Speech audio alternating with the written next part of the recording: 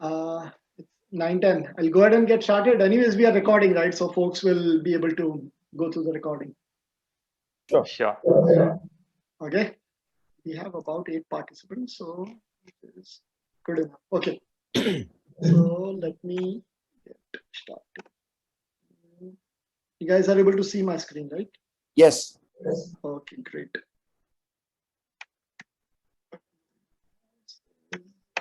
Okay. So, guys, thank you for taking the time out to join for today's session. I know it's too early in India, and I would not call it too late, but still, day is about to end um, in the US. So thanks for people who have woken up early, and thanks for people who are trying to stay late, right, to attend this session. I hope I'll make your time worth it, the time that you have taken out of your busy schedule for this particular session. So, some regular disclaimers that I apply these strategies in my own accounts, some of the strategies. However, I'm not recommending any particular strategy, right? Or I'm not giving any particular advice, and I'm not a registered advisor in any way or form. So please, take it with a lot of, take it as a stepping stone, as I said earlier, right? As an information to digest, and then you guys can build a platform on top of it. So topics that I would like to cover today are we'll go over introduction, then we will dive into the real meat of the presentation, which is what, why, where, and how of the systematic strategies. Then we will also look into, is there any holy grail systematic strategy, right? And then lastly, as a for learning purposes, I'm sharing a trend following systematic strategy on Bitcoin, since Bitcoin is heavily discussed instrument slash asset class these days, right? Wherever you go, all people are talking about is Bitcoin, right? So I've and I feel it's a beautiful trending instrument, right? I have no views on Bitcoin as an asset class, or whatever its purpose is, but it moves a lot, right? And it's a trending instrument, and all I care about is price, right? If price is moving, I don't mind applying a strategy on that instrument. So I've come up with a strategy which I don't think so is good enough or ready to be applied right away. But something, food for thought. I wanted to share and not do all gyan baji, right? Something actionable insights as well that you guys can take it forward and also mold it the way you would like.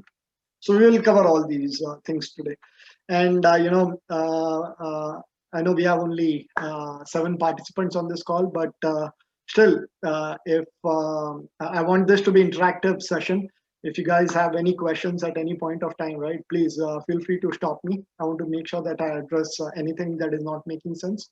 And then, at the end of the presentation, we'll open the floor for Q&A, so you can ask questions then as well.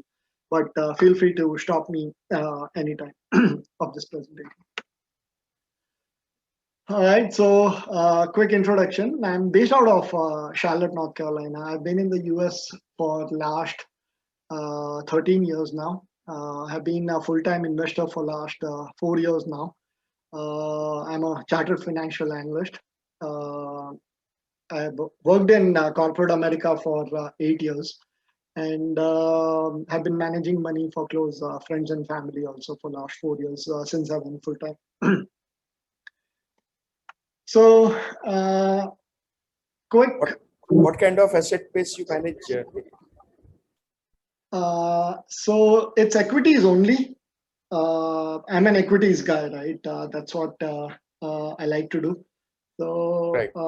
it's mainly discretionary management of money in equities asset class, with the goal to compound money at a reasonable rate over a long period of time. It's more of a buying good businesses at a reasonable price. That's almost 70% of allocation. So something that I like to buy and hold for long. And then 30% of bets are opportunistic bets, right? Depending on what market throws at me and what opportunities I see right in the market, right? Right. I try to, make the most out of those opportunities. Sometimes it works, sometimes it doesn't work. But the goal is to, make more money with things where things are working out fine, and lose less money where things are not working out fine. So yeah, it's about 70-30, but 100% equities. And I manage money in both US and India. Even my personal portfolio, it's almost, I feel 40-50%, more than that. I think 60% is India and 40% is US. So yeah. Okay. And personally for myself, it's been 3 years now that I've been, exposed, or I've exposed myself to something out of discretionary investments, right? I've dived deeper into understanding the systematic investment side, the technical side, and it has opened up a lot of avenues for me. I was a pure for the first, I would say, a decade of my investing career. I was pure Warren Buffett, right? Value investments, buy and hold, and that kind of player. But lately, the goal was to go outside of my comfort zone, right? And I also had some blockage, and I was not comfortable moving out of that. But once I made myself open to, or once I entered other doors, a lot of things changed, and there were a lot of aha moments and a lot of man, what was I doing? Nothing wrong. I mean, I still, the base is still there, right? The base is still all Warren Buffett. But on top of that, right, there are millions of ways to make money in the market. It's not only one thing. And also, there is a right way to make money, right? Depending on where we are in our life stage, what our risk tolerance is, what our goals are, right? So it doesn't mean that Warren Buffett or value investment is the only way.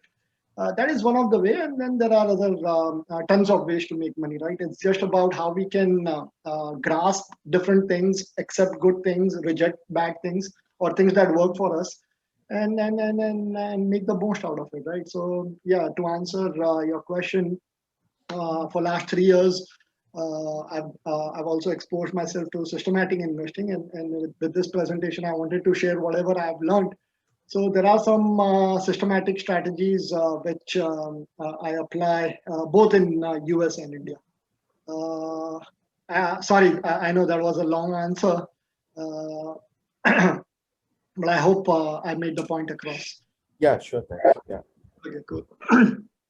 So this was a good opportunity for me, right? As it's been 4 years that I've gone full time, and going full time into this has given a lot of opportunity for me, in a way that a lot of time was made available to me to expose myself to other things, right?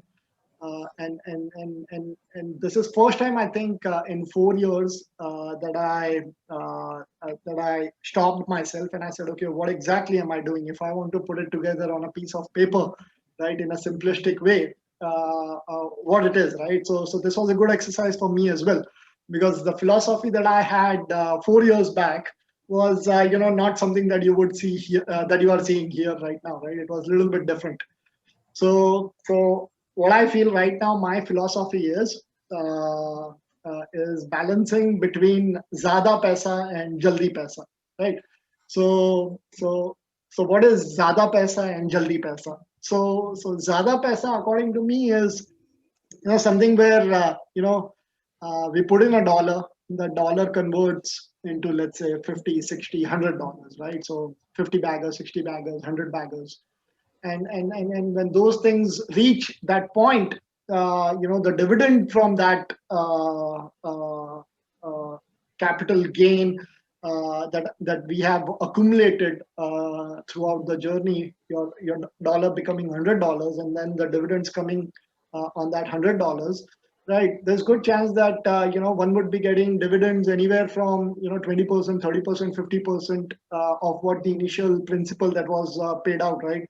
So a dollar was invested. There's good chance one would be making 50 cents, 60 cents, 70 cents, or maybe a dollar is also annual dividends that one would be reaping or generating, right? So that's Zada Paisa. Not only we are getting 100, the $99 of capital gain, but also a regular stream of income in the form of dividends. But for that, right, the portfolio also reaches a mammoth level where your dividend income is more than enough to take care of your life, right? So, or your lifestyle and your living expenses. So that's Zada Paisa for me. And then Jaldi Paisa is that, okay, if a dollar becomes $100, let's say 40 years from today, 30 years from today, 50 years from today, right? Yeah, it is useful, but what about something that I would want a little bit faster, right? Or something that I want to feed into making long-term investments, right? Because if you are living with a limited capital, you would want to have a system where there is a stream of income coming in, which is feeding your investments, right? Something like what Rakesh Jhunjhunwala is doing in a way, right? That's how he has created the network that he has, where he has generated income from his trading gains, and those have been fed into his long-term holdings, where he has not acted on those holdings for decades and decades. So that's where last 4 years I've spent a lot of time into reading and understanding what those strategies might be, which can help me generate the trading income, right? So the first part is attempt is to generate trading income, which gets fed into investing for long-term holdings, where I'm looking at those holdings as a business partner purely, and I'm not really worried about what's happening at a price level, right? What the quotation is in the stock market. And then the mix of both is handled through allocation and risk management as to what the environment is out there in the market, and what is the right allocation that I would be having to make sure that system is running as expected. So that's the attempt right now. In short, that's a philosophy that I have.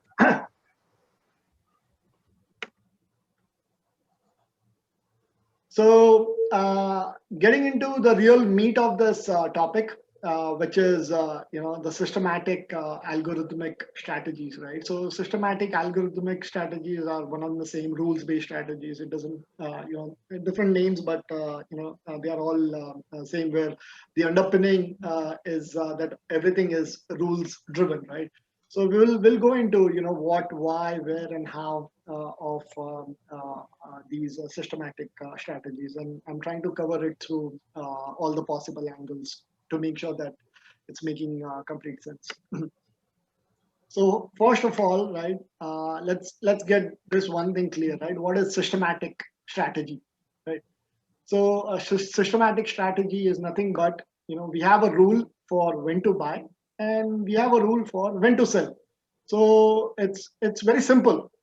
It's completely rule based, rules driven, and there is if we want to program it directly into a computer code, and thanks to all the technology that we have today, a human intervention would not be needed. Your code would be looking out at what's happening in the market, and code would always check for the rules that have been written for for them to trigger, and for machine to take an investment decision in the form of buy, sell, or book profit or book your losses, right?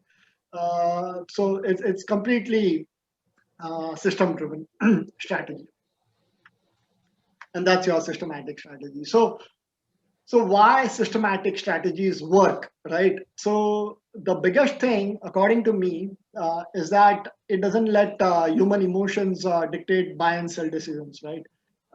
As we know that we are not a rational animal, right? We are a rationalizing animal, very famously said by Robert Heinlein. uh, it happens with, I would say all of us. Keeping a check on emotions and keeping them on a tight leash is difficult. It's not easy. And that's the main reason that the work is, it doesn't allow any emotions to creep in. Let's take an example, right?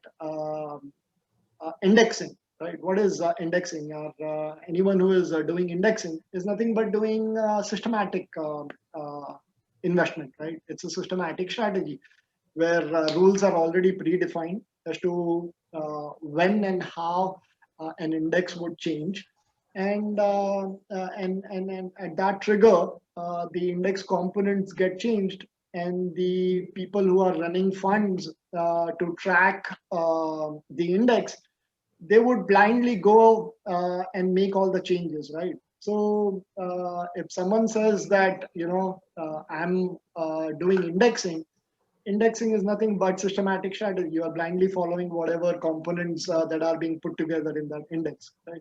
So these are all powerful concepts that we are well aware of, which is indexing, your dollar cost averaging. Dollar cost averaging is also a systematic way of making sure that you are putting your money without bringing your emotions to the play. You are putting in your money, you are buying more where market is down, you are buying less when market is up.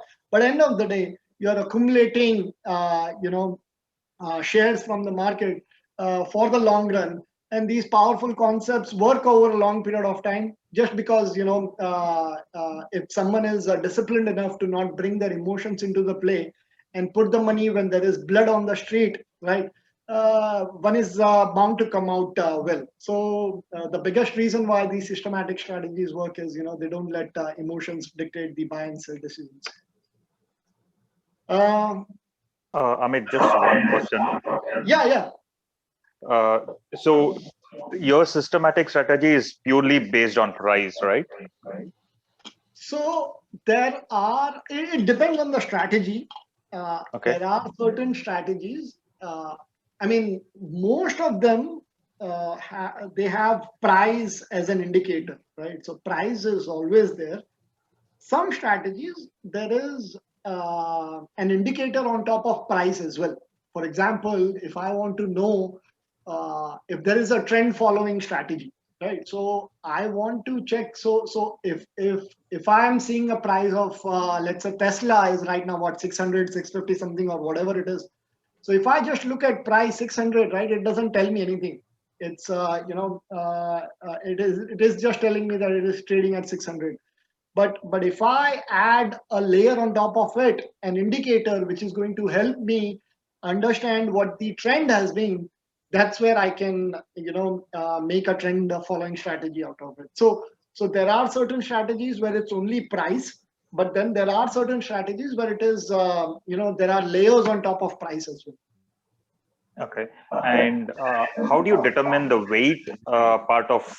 So I'm assuming that all your strategies will have multiple stocks, right? So how do you determine the weight when you're executing a strategy?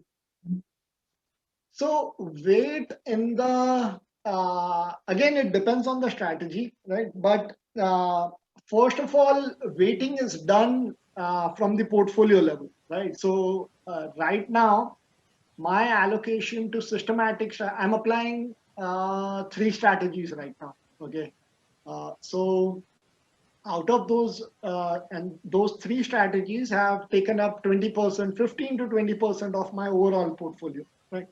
So it would be safe to assume that each of them are consuming about 6 to 7% of my portfolio allocation.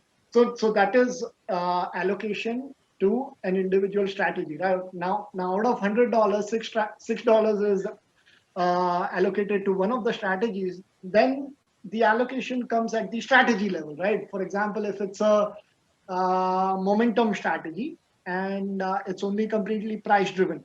So to keep things simple, right, what I have done is I have allocated that $6 equally to all the stocks that are part of the momentum strategy. So as I've shared my momentum strategy model portfolio in the Google spreadsheet link with everyone, right?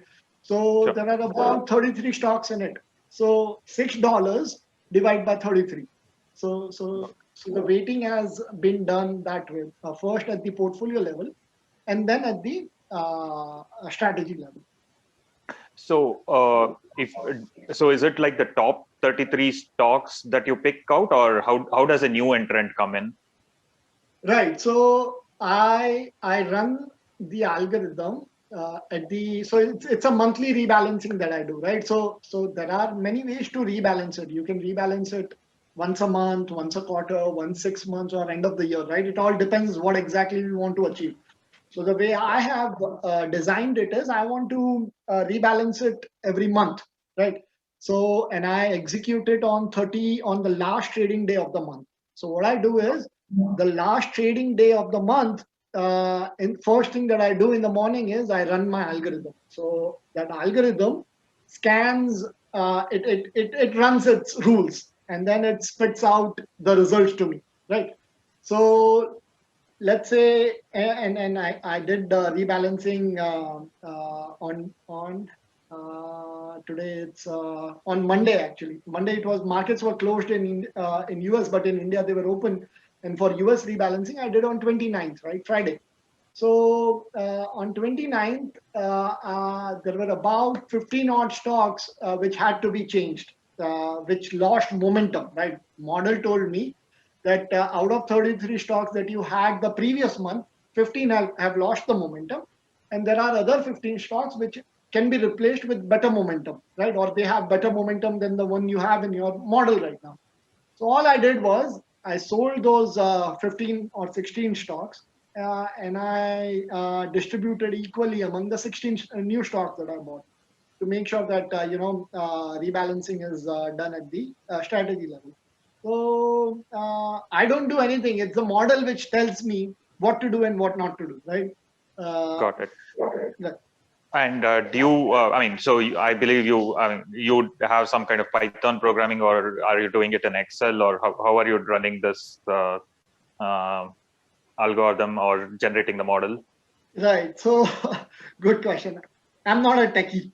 Okay. In fact, the only thing that I know is you saw, right? I was having difficulty getting onto the Zoom meeting as well. I'm not a techie, by the way. I'm more of a numbers guy. I like to play with numbers. I'm good with math, decent with math, and I do all my work on Excel spreadsheet. Right. So I get data dump. I put it in Excel spreadsheet and I'm trying to learn few languages like Python and everything, but I'm nowhere close to being good at them. I'm learning, but I take the dump in Excel spreadsheet, and whatever I do in Excel spreadsheets. My programs are not very difficult. They are, or I try to make sure that they are not very difficult for me, that I cannot run them in Excel spreadsheet. And it's always good to keep things simple. I try to keep things simple, keep them in spreadsheet. I run my program. It spits out the results. I take the output out and execute it by executing them through my accounts. Got it. Thanks. Yeah. Yeah. And the auto, you might be thinking that okay, buying and selling 16 stock and selling 16, buying 16, and doing it across multiple accounts and everything. So that's where Interactive Brokers has been very helpful. They have a beautiful rebalancing feature where all I have to do is I get my results in spreadsheet. I upload that in their rebalancing feature model. It takes up the results that I'm giving it to it, what to buy and what to sell.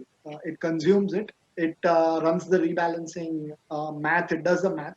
and it generates orders for me. So what I do is I just quickly check what orders it has generated for me to make sure that okay, it has done the job that it has expected to do. And then all I do is push those orders out to the market, and in one click, hundreds of orders go to the market. So that has made life easy for me. Okay, cool. All right.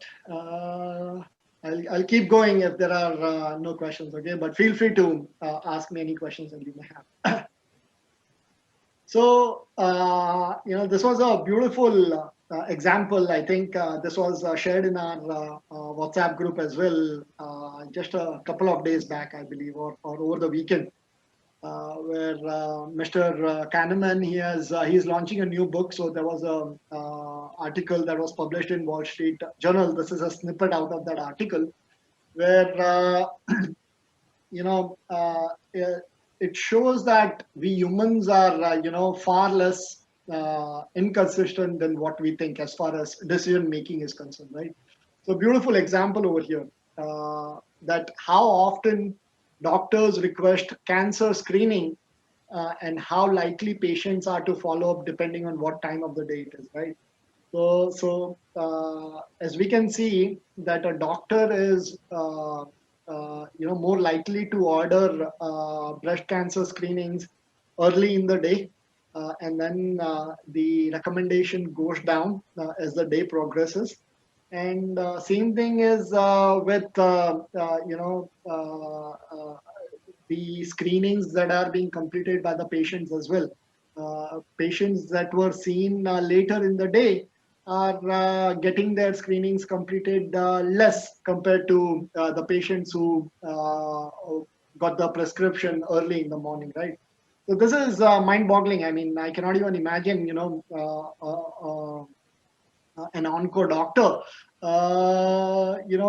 being, or I should say, encore doctors being so, inconsistent in their decision making. For me, it should be simple, black or white, right? Either this patient needs screening or this patient doesn't need screening. I mean, it doesn't have to be dependent on what time of the day it is, right?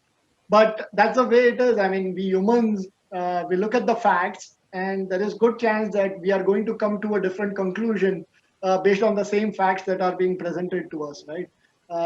So this was a beautiful example that was shared in that article, and I wanted to share it with the group so that it helps us realize that although we may feel that we are good enough and uh, uh, we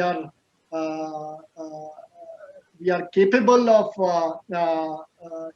reading the data and facts and coming up to a conclusion, but we are far away from being consistent in our decision making.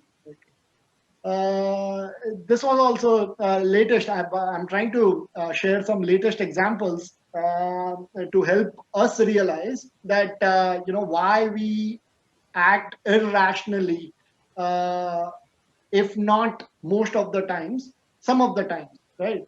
There was an interview that was shared for Stanley Druckenmiller, and he was asked about his biggest investing mistake that he made, right, during the dot-com bubble, where he lost almost $3 billion. Let's read what he said, right? That he said that it was all because I got emotional and dropped every tool of discipline I've ever had, right?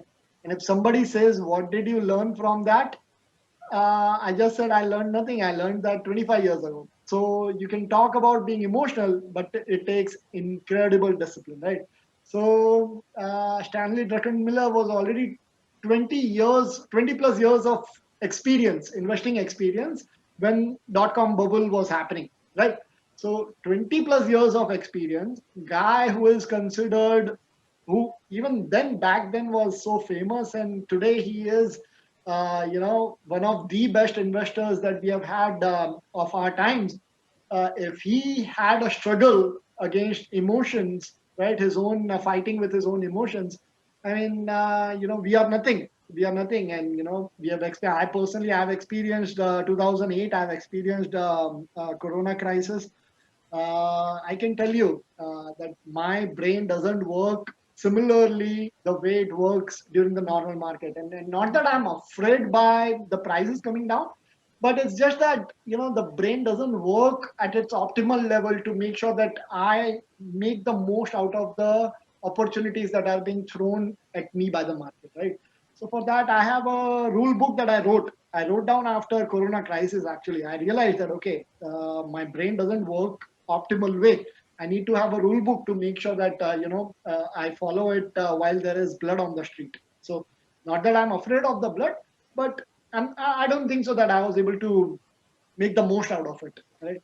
But thanks to having that rule book, which is nothing but a system, which rules are clearly defined as to what to do and what not to do. It helps me to make sure that I'm on track when there is a crisis on the street. Right? One more example, and I guess this is one last example because I don't want to beat the dead horse, and I also want to respect the time over here. But this is one of the best examples that or this example has made a big impression on me, and it has changed me as an investor. So I wanted to share it with you guys. uh, so this guy, Wesley Gray, he runs a firm named Alpha Architect. He's a PhD. He's a chartered financial analyst, and he's a quant guy. Right, all his life, I think he's in his 50s now, and all he does is all his life he has done is he has done quant, nothing else, right? No discretionary work, 100% quant, right? And he has written or he has co-written 3 books now, right? Which I have shared over here. I've read all the things that he have written. He runs a very active blog post as well. I highly recommend you all to read whatever he's writing. And my quant / systematic strategies have also been influenced by his writing. And I was lucky enough to talk with him for 30 minutes during Corona crisis, by the way, where I had some questions. I finished reading all his books, all these 3 books. I, uh, I ended reading it in the middle of crisis, and there were some burning questions that I had. I reached out. He was gracious enough to give me 30 minutes of his time during that crisis time, and it was wonderful to talk with him. Right, gem of a person. He did couple of studies, right, and he called those studies God's study, right? God's study number 1 and God's study number 2. Don't worry about the words that are over here. Just focus on the numbers, and I will walk you through. Okay.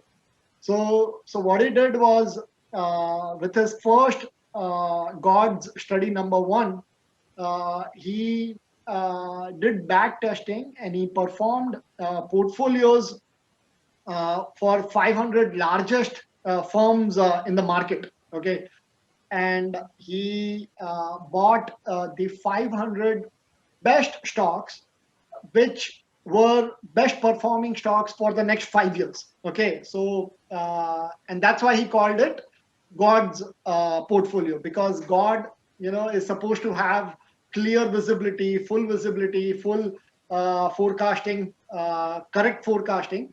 And the 500 stocks which were going to perform best were always selected as part of the portfolio. And that portfolio was rebalanced every 5 years. So a portfolio that was constructed on 1/1/1927 was rebalanced on 1/1/1932 after 5 years with the next 500 top stocks that were going to perform for the next 5 years. So in all, there were 18 such God's portfolios between 1927 to 2016. So this strategy backtesting was done for almost 90 years. Okay, look at the results. Results are that God's portfolio gave return of 29.37% compared to S&P 500 return of 10%. Right. Again, if I know which stocks are going to work out great, this is the kind of return I would be expecting. Right. So clear outperformance compared to index. But if you notice one thing, standard deviation, right? S&P 500 standard deviation was 19%, whereas God's best portfolio's standard deviation was 22.41%, which was more than the market. So although the God's best portfolio has complete visibility as to what was going to happen, but even the best portfolio generating the best return could not beat market at the volatility level. That portfolio still had the higher volatility than the market, right? So that's the biggest takeaway from his study number one. Now coming to study number two, similar study, but what he did was he said, okay, on the long side,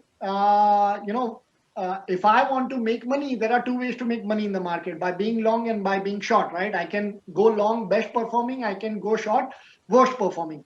So he said, okay, why don't I run a long short portfolio, long good stocks and short bad stocks.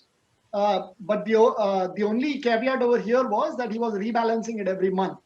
Now look at what happened, right? Because we are making money on both the sides, your annual return jumped to 46.23% compared to 9.87% of the market. And even your standard deviation, right? Even with long short portfolio, your standard deviation was still higher than the market. So one thing is, even if we have clear cut visibility as to, this stock is going to do best for whatever future that we can think of, there is absolutely no way that we can escape the volatility of the market, right?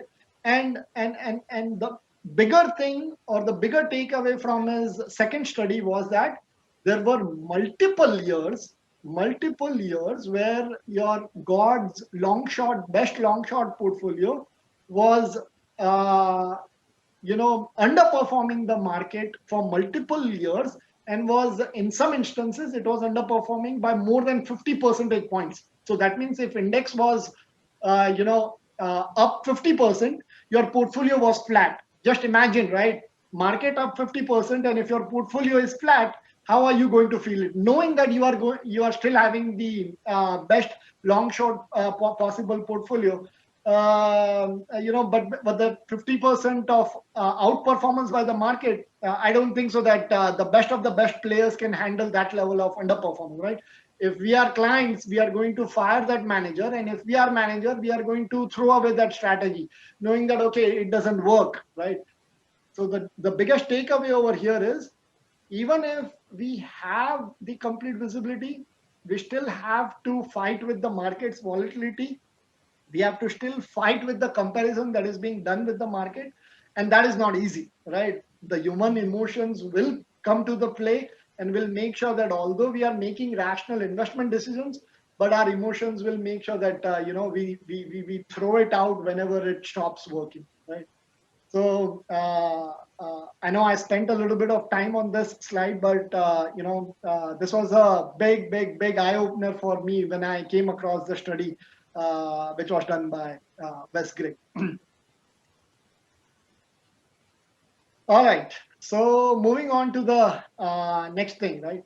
So where is rules-based models being applied today, right? And I wanted to share some examples with you all as to where it is being applied in other disciplines out of investing, right?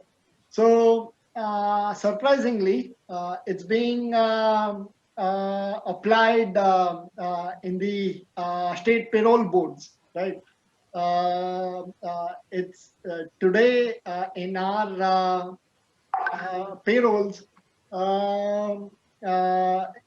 your humans, previously it was the decision as to which inmate should be given payroll and which inmate should not be given payroll. All those decisions were done by human, and there was absolutely no technology or rules-based systems used into coming to the final decision, right? And then they realized that human emotions were coming into the play, and inmates were not being treated fairly given the way they were sharing their responses as part of the interview during the payroll process, right? So today there is a process which is completely system driven, rules driven, where data is being punched in rather than interviewing the inmates, and that data is used by the computer to spit out the decision whether or not that inmate is good enough to be given payroll or not, right? So, I was very surprised. In a way, I'm not surprised, but when I came across this thing about 3 years back, I was super surprised because those were the days when my eyes were kind of opening up, and I was good enough to grasp other methodologies into my investment framework, right? So I wanted to actually also show a video, but I will not do that because I know I will run out of time. I have a lot of ground to cover.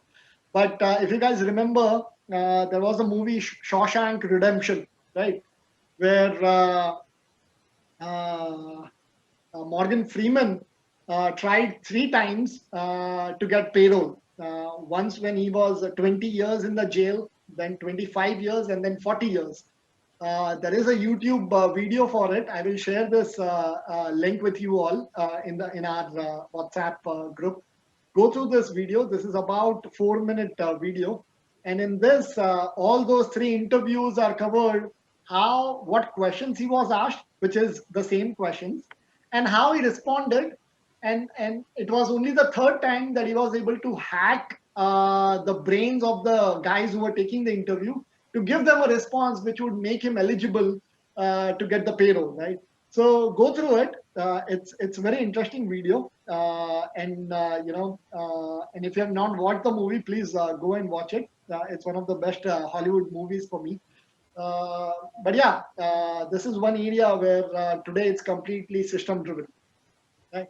The second area where things are completely system driven is in U.S. Armed Forces.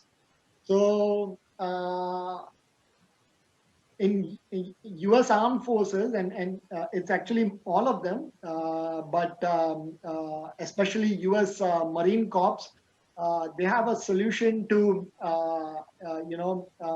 have investments being made with the help of checklist and through your procedures, statement of procedures. They follow the protocol, they follow the guidelines, and there are strict guidelines given to them that these are the things that you have to follow, especially when you are in a combat-like situation. Because just imagine if there is crisis out there in the market. We cannot compare combat with the crisis in the market. Those two are separate things, but still, both these situations bring stress out for a human being, right? If you are in a combat or if you are in the market when there is a bloodbath going on, right? So it's always important to have a framework, guidelines, systems, rules, which can help us in that kind of situation. So these guys, armed forces, realized that the human judgment and the decision making was flawed, especially during that combat period, because of which they had to do this. And today, all the armed forces are following their decisions through the guidelines that they have been trained for. Now, before we leave this slide, let's look at this picture, right? So this gentleman, right, is an American. He is actually Wes Gray, the same guy who has dedicated his life to quant investments. But before coming into investment field, he served in U.S. Armed Forces, and he was stationed out to Iraq. And while he was, and this picture is while he was in Iraq, and these two are his Iraqi counterparts. Look at Wes Gray and the rest of the two guys, right? Wes Gray is completely dressed. He has his helmet. He has all the the things that he should be wearing, his bulletproof jacket. He's carrying his ammunition. He's carrying water. He's carrying his gun, and he is well equipped to handle a combat if the enemy was going to attack on these guys right now. He's fully prepped, right? The other Iraqi guy also seems properly prepped, right? He's wearing helmet, he's wearing life jacket, bulletproof jacket, and all the right ammunitions and everything. But look at this guy, right? The other Iraqi guy, he is not wearing his right stuff that he should be wearing. Helmet is not to be found, and he is like, you know what, I will handle it, it doesn't matter kind of guy, right? So is he a stupid, is he a freako? No, he is not, but he is acting foolish, purely coming out of his biases, because that day when this picture was taken, it was high of 130 degrees, right? The temperature was as high as 130, and it's very difficult to wear all these things and carry all the burden all the time, especially in a 130-degree Fahrenheit environment, right? So this guy was just feeling the heat, and he was like, you know what, I cannot take it in this 130-degree environment. I will handle it the way it is. But is your life more important than going through the pain of what these guys are going? No, right? It's completely worth it to be completely prepped and make sure that you are able to save your own life if you can, right? So point is, in certain situations, we behave irrationally. It doesn't matter whether we are, which profession we are coming from, be it investing, be it non-investing. It's common, right? As long as human will be there, I believe emotions will be there.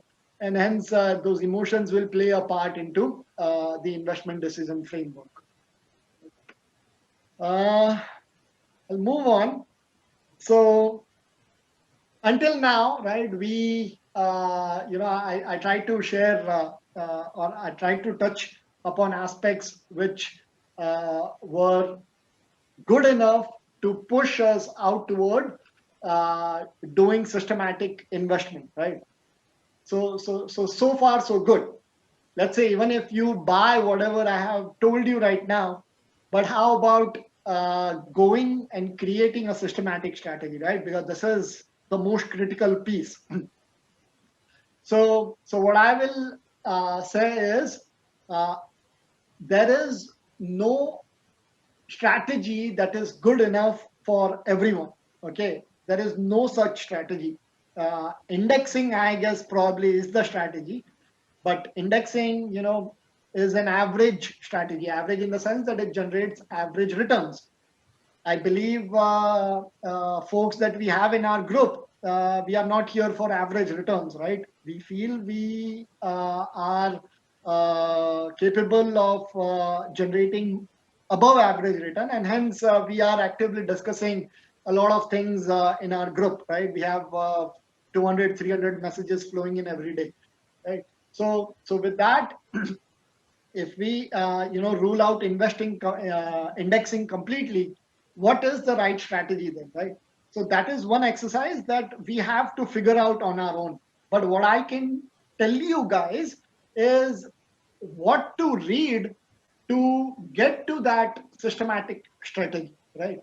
So these are 8 very good books which are excellent starting point to explore the systematic world. Okay, I have read probably, I think, maybe 20-25 books on quant systematic strategy by now, maybe more than that. But these are, if I'm going to recommend the best books that I've read so far on this topic, these 8 definitely make that cut, right? This one single book, What Works on Wall Street by James O'Shaughnessy, he has shared about, I think, 40, 50 odd strategies.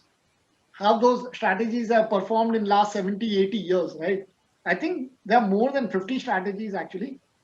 But, if you just read this one book, I bet you are going to find a strategy that you feel will work for you, or will be a better fit for you as an investor, as the way you behave in the market, right? So I cannot imagine you not finding a strategy in this book which should be good enough for you.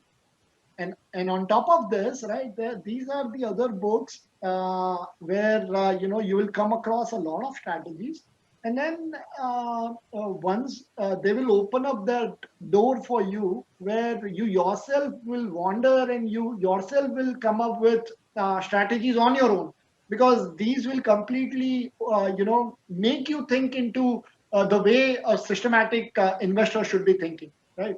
So I highly recommend you guys to go through all these books if you guys can.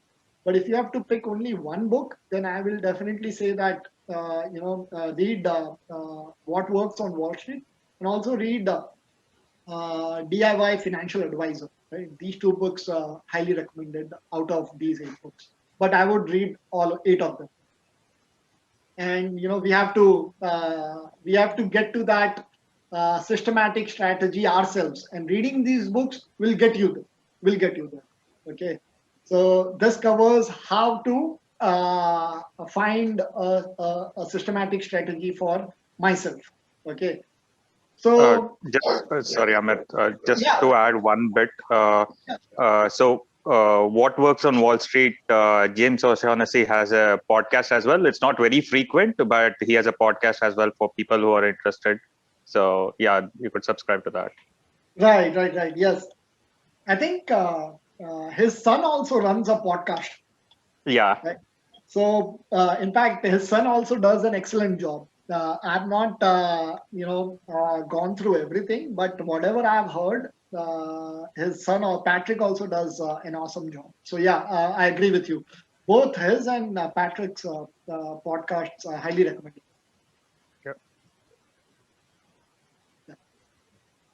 Does this book contrast with a book by Ashwath Damodaran called Investment Philosophies, where he talks about different strategies in investment? So, unfortunately, I've not read Professor's book, Professor Damodaran's book, so I will not be able to comment how this compares with Professor's book. I've not read that book. Sure. Cool. So, is there the next point is there a holy grail systematic strategy? So holy grail is it's a cliche in systematic investing world that, everyone is looking for holy grail systematic strategy. So what is a holy grail systematic strategy? A strategy that works all the time, right? That generates excellent return, and it works all the time, right? That is your holy grail investment or holy grail strategy. Unfortunately, there is no such holy grail strategy that exists. Okay, the best of the best peoples who have dedicated their lives to systematic strategy have not been able to find out. Okay, I'm sure the attempt will always be there, but so far we have not had that luck, right? So what we have, and why I'm confident that we will never be able to find such holy grail strategy, is that let's look at the two things that these two legends have shared with us, right? So in O'Shaughnessy's book, What Works on Wall Street, the best strategy has generated 22.33% return over a 44-year horizon. Okay, it's a micro cap momentum strategy. Your $10,000 becomes about $76 million. Okay, excellent return. But look at the drawdown, right? It was down. The largest drawdown was 54%, right? And there were multiple occasions where investors had to go through big drawdowns, but that's the way it is, right? if you are going to work with momentum, as we saw, right, just few months back until January, starting, mid of last year, say June, July, or maybe before that, May onwards, May 2020 to, I would say, February 2021, right? Momentum was the game, right? Anything that was tagged as stay-at-home business, stay-at-home beneficiary business was going through the tear, right? All roofs were it was all roofs were being thrown out. So and look at what happened suddenly after February, right? Uh, it has had the worst possible 2 months, 3 months stretch that we have seen, right? We have seen what has happened to ARC. We have seen what has happened to all the, stay-at-home beneficiary businesses. Your technology, Nasdaq, is kind of taken a, it's taken a breather, while your Dow and S&P 500 are, making new all-time highs after February, right? Consistently, they have been making it. Even today, I think S&P 500 came very close to making a new all-time high, right? So what does this mean, that momentum will not work? I don't think so, right? Momentum will definitely work. Your value is now picking up. Value has not worked for last 7, 8, 9 years, or maybe longer than that. So value is now, it's mean reversion playing out. And once this mean reversion plays out in value, I'm pretty sure your momentum will also pick up. So one thing is there, that out of all the strategies, maybe he shared definitely 50 plus strategies in that book. Not a single strategy worked all the time. Okay, every strategy had to go through a painful period, because that particular strategy, no strategy works all the time, right? It's very simple. And because no strategy works all the time, with all the back testing that he has done, uh, there is no holy grail strategy. We have to go through lean periods and through drawdowns, which is the most difficult part, right? And the second part, right, which we have already touched, the God's long short portfolio, his back testing was for 94 years, right, which generated 46% return. And actually, while I was making this deck, right, I knew that number was going to be mind-boggling. 46% return generating over 94 years. So I was not able to put in $10,000, because number was it was not giving me the answer, right? I had to put in $1, and a dollar became 6 quadrillion. And even this, I had to Google that what comes after trillion, because all I know is there is billion and there is trillion. I don't know what comes after billion, right? So Google told me that it's quadrillion. So the number that comes is 6 quadrillion, right? But right, this strategy was beaten by S&P 500 multiple times, and in some instances by more than 50%, right? So even if the good complete visibility strategy has to go through such drawdowns and such underperformance, there is no holy grail strategy, right? There is absolutely no holy grail strategy. So, but according to me, what is holy grail is, having strategies that have an edge that is validated through fullness of time. So I want to emphasize this word strategies first of all, right? It's it's not strategy but strategies. So it's a plural word. So what I have firmly believed, and this is what has been recommended by the experts as well, is that we should not have just one strategy. We should have multiple strategies, right? Because and there should be diversification within the strategies. It's not that I need diversification from the standpoint of not keeping all the eggs in one basket. No, not from that thought process. What I mean by multiple strategies is that I don't want to get into a situation where the drawdown, if I run only momentum, I don't want to get into a situation where there is a portion which is not working at all, multiple strategies not working at all, but the drawdown that it will give to me will make sure that no matter how firm believer I am of the strategies or of the systematic world, there will come to a point where the stress will be big enough that I will eventually give up that strategy at the worst possible time, right? So I don't want to get into that situation, and hence the holy grail is to have multiple strategies that have an edge, right? Now what is edge, right? So for me, edge is two parts, right? One is that strategy has worked well in the past, and it is behaving the way it has behaved in the past. I'm not saying that it should generate the same kind of return. That is secondary, but it should at least behave similarly, right?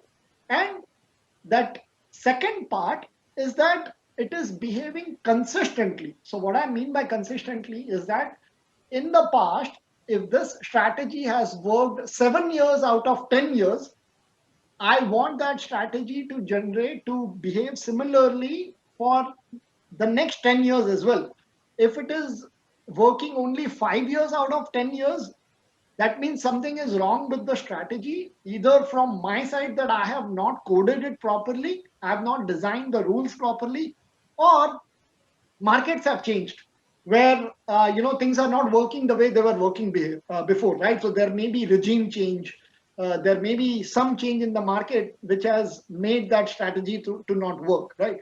It doesn't happen with strategies that have been tested for, let's say, 50, 60, 70 years of time. I don't think so that it may happen, but strategies, some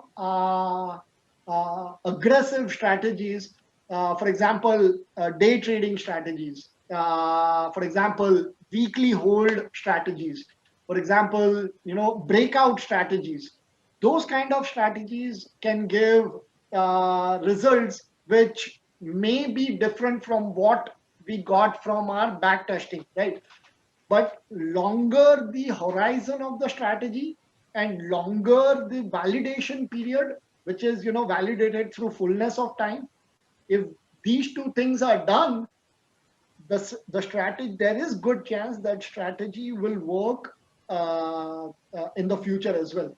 So it may be little vague, and I may not be doing proper justice to explaining it to you guys, but I promise you that if you read these books, all these things will click and you will be able to connect the dots, and maybe you can come back to this recorded video and then say, yes, now I get what Amit is saying, right? So it's very difficult to connect the dots for someone for whom this concept is completely new, right? But this is the best that I can do to help you guys understand as to why this one line is so important. And in a nutshell, right, what we have to do is, in that holy grail strategy, or the holy grail process which gives us a strategy, is that we need to make sure that we understand the strategy, we understand how much we win when it wins, which is when the strategy wins, we understand how much we lose when it loses, and we understand how often it wins, right? So if we do a thorough back testing, we will understand that, okay, in 90s, when there was a dot-com bubble, these strategies worked, these strategies didn't work, right? Great finance, and you can take a complete market cycle, right? After dot-com bubble burst until great financial crisis, right? From, let's say, 2002 to 2007. That year was, what kind of things worked in that period of time. Then crisis happened. Then come 2009 March onwards until Corona, right? What kind of things happened? And if you will look back, right, there was inflation in 80s. in 80s there was bond troubles. Then before that, Great Depression and all those things. So there are some of the books have covered strategies for last 80, 90 years, right? So that is the fullness of time where it has seen multiple up cycles and down cycles. And if a strategy has worked from, let's say, 1950s to 2020, why would it not work for next 60, 70 years, right? I don't see a reason why that cannot work in the future as well. So that is holy grail. If I'm getting a strategy where I am getting the confidence that no, there is good chance this will work in the future, that's all it is, right? It's the confidence that I can build for that strategy. That is the holy grail, right? Because there is good chance that I will stick to it during the toughest period as well, right?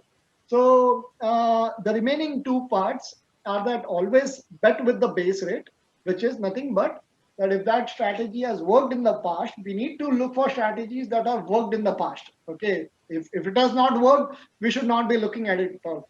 But if there are two strategies where a strategy has worked for 8 years out of 10 and 9.5 years out of 10, obviously, even if the strategy that has worked 9.5 years out of 10 has generated lower return compared to a strategy that has worked out for 8 years, we should stick to strategy that has worked for 9.5 years, although it has given lower return, right? Because there is good chance that we will stick to it. And end of the day, compounding is what matters, right? And even if we are able to compound at a reasonable rate, we'll come out fine.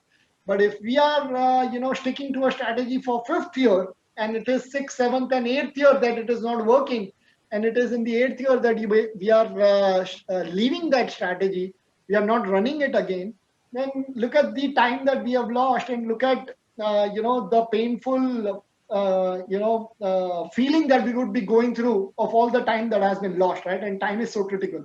So always bet with the base rate and trust your system and stick to it. And reading all these books will help you understand how you will be able to build that trust in your system. Okay, so according to me, this is the holy grail, right? But there's no system that works all the time. All right, I know it's been an hour and 15 minutes. In fact, we started a little late, so I'm an hour and 7 minutes into it. This was all the gyan so far. Sorry, this was a torture, but I hope it made even if this was helpful for even one of you, I think justice has been done, hopefully. So, I'll Amit, take a pause and see if there are any questions before we go into this sample strategy that I'm sharing with you guys. So, Amit, would it be possible to share some of the spreadsheets that you use basis all these strategies that you have digested? Just a snapshot of a live strategy. Yeah. So let's look at it, right? So Subject this to your is one comfort. strategy.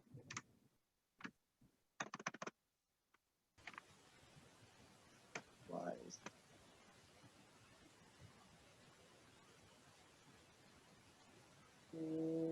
my India alto model, my US, okay.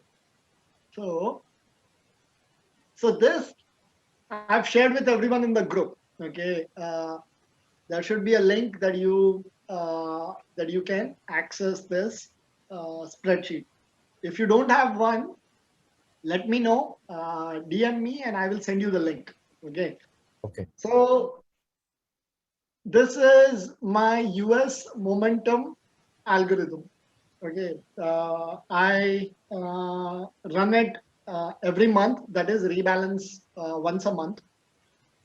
This started on Friday, on 28th. So I implemented this by end of trading session.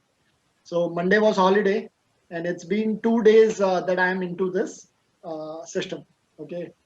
So there are 33 stocks, which according to the system, they have good momentum going on. And there is good chance this momentum shall continue, right? So these are the top 33 stocks. Cutoff is $5 billion. I'm not putting money in less than $5 billion, 5 billion and above. Okay. And the way this strategy has performed, it is underperforming right now. It was working fine until February. Until February, it was generating market return. But March was a terrible month. And as we know that since February, your momentum is taking a hit big time. Okay. So that is what it is going on. And I can personally see it myself why it is not working, because what happened is until February, and this is the way system has been designed, right? And I am open to tweaking the system only if it is making my system more stronger and more robust. I don't want to tweak it just because it is underperforming, right? So what I mean by that is, right in front of our eyes, we are seeing the rotation that is happening in the market, where momentum is kind of making room for value, right? So I can see it in front of my eyes, and lately, come May, was when the financials, energy, materials, all these stocks started showing up in momentum portfolio as well. So there was no, it was all technology, biotech, stay at home kind of stocks from October to February, right? And they made a killing as well. Model was doing excellent. But after that, because of the rotation, it is going through a lean patch. Now, let me show you what kind of stocks are there right now. This is Align Technologies, right? Which is not a technology stock, but it's a more healthcare driven stock. Okay. Ally, AMAT, this is, I believe, materials company, right? Then we have Gap. Then we have MGM, right? MGM has been doing good. Then we have Texas Pacific Land. This is commodity, right? And then there are more commodity stocks. And then I believe GNRC is a commodity stock. Then there is the copper company, the biggest copper miner in the world. Please help me name. Freeport was a ticker. Anyone can recall? Macrohan, what was it?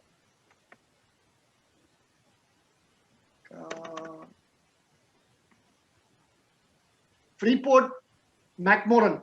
Okay, the ticker is FCX. We have FCX over here.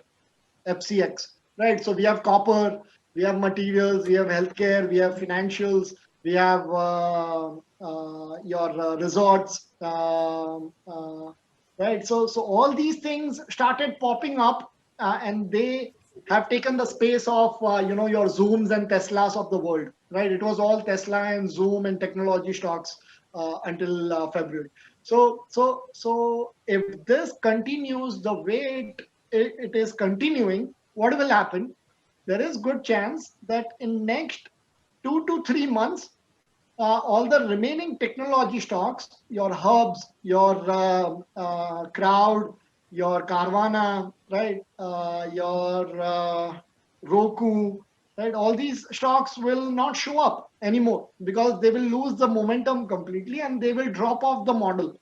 So do I know that will happen for sure? No, I don't know. Maybe momentum will come back again in these stocks, and they will continue doing great, right? Or maybe the rotation will continue, and that rotation, may have longer legs, and that rotation can last for 2 years, 3 years, 4 years, 5 years. Next 5 years can be for value stocks, right? Who knows? I don't know. I don't want to use my brain. I have come across a strategy that I have read a paper that momentum has worked for last 200 years. I'm not saying last 60, 70, 80, 90 years. There's a paper that was that has been written by PhDs, researchers, that momentum has worked for 200 years. So if I know that something has worked for 200 years doing what I'm doing right now, why in the world I will stop executing this, right? No, I don't want to do it. And if I'm here for the longer run, and if I know that, okay, I'm going to run the strategy for next 30, 35, 40 years, why the heck should I be worried about it underperforming next today, tomorrow, or next 2, 3 years, right? I know what what the curve for this strategy has been for a very long period of time. If the output is coming outside of what has happened in last 60, 70 years, yes, maybe I will think twice. But as long as the output, which is the drawdown and the returns I don't care. If it beats the returns, it is well and good, right? But if the drawdown or if the underperformance is going out of what it has done in the past, then I will start thinking twice. And that is a very big number. But until it reaches that point, I don't need to use my brain. And on top of that, as I said, this is just 6% of my portfolio, right? So if this doesn't perform, it is not impacting my overall portfolio. Overall portfolio will do fine, right? Because this is just a small allocation in the portfolio. If this was 50% of the portfolio, yeah, right. But this is not. Hey, I think Amit, Jyoti has a question, Amit, before Sunil, I think. yeah, I mean, maybe we can answer Jyoti's question first. Let's take a look at what it is. So he's asking whether there's an adjustment that you do for taxes in any of these strategies. Right. So good question. And thanks for asking. So see, this is a little aggressive strategy, right? I'm going after, momentum always. Why would I go for momentum? Because I'm looking for returns, right? And with this, I'm aggressively rebalancing it every month. Okay. So that means, there are 10 stocks which are being rebalanced. It's been almost in this model model portfolio. It's been almost 8 months or 8 times that I've done rebalancing, right? So every month I'm selling at least 10 stocks and I'm buying 10 new stocks, right? So that brings in slippage cost, transaction cost, and that brings taxation to the play as well. So what I've done is for US, I'm applying this in my IRA account. Okay, so that tax impact is not there at all, right? So there are similar strategy one can do with a longer rebalancing horizon as well, but your returns will also be compromised, right? At least that is what the history has shown. So because I'm running it aggressively, I'm running it in IRA, and then there is other passive strategy where I rebalance end of the year. So that I am running in my brokerage account. And then there is one more strategy, but that strategy is a super aggressive strategy, and it is very sophisticated strategy, and which is not possible to do it in IRA. I would love to do it in IRA, but it is not possible to do it in IRA. So I have no choice but to do it in brokerage account. So I run it in brokerage account. So long story short, Jyoti, to answer your question, wherever I have an opportunity to run an aggressive strategy in an IRA account, that is my go-to place to run that aggressive strategy. And for passive strategies, brokerages account would be the optimal place to run those strategies. Cool, thanks. So one other question that I had was, do you actually maintain the churn rate in your portfolio every month or so? And does it in any way help you think on how your strategy is going at all? Yeah, no, completely. 100% it is helpful, and we should keep complete record of all the transactions and all the possible data that you can think of. Okay, so I have this tab where I have kept a log of all the historical monthly models, right? So starting from if I started this in October, I have all the 33 stocks at what level I entered in, and then what was the return that was generated for the month, and if there is any note that I took, for example, if there is any stop loss that triggered, or any notes that I felt like see, these are very detailed notes, right? Following corporate actions had impact on the model portfolio of October bucket. So to give you guys an idea, data is the name of the game over here. I'm not saying beyond a level it becomes data mining as well, but critical data is the name of the game. And I'm not saying more the data better it is, no, but more critical data better it is. It helps to compare how model is performing compared to the historical backtest, and that is just to validate whether model is performing the way it is performing, and with this I can come back to it and see why it performed the way it is performing. So yes, long story short, answer is I track critical important information very carefully. Cool. Thanks. And to give you guys even more, and I'm sharing. So this is a strategy that I run. Look at the level of them, and unfortunately I'm not a techie person, right? I hope I can automate all these things, but unfortunately, and some of the things cannot be automated, by the way. But look at the data that I'm capturing, right? So I'll show you guys today. This is today's data has not been captured because I was busy giving finishing touches to our deck. But this is an option strategy that I run. So yesterday I made the model made two option trades. One was a put order and one was a call order. This is the indicator super trend. What was the strike? What was the sell time? What was the underlying spot? This is run on. I'm using E-mini S&P 500.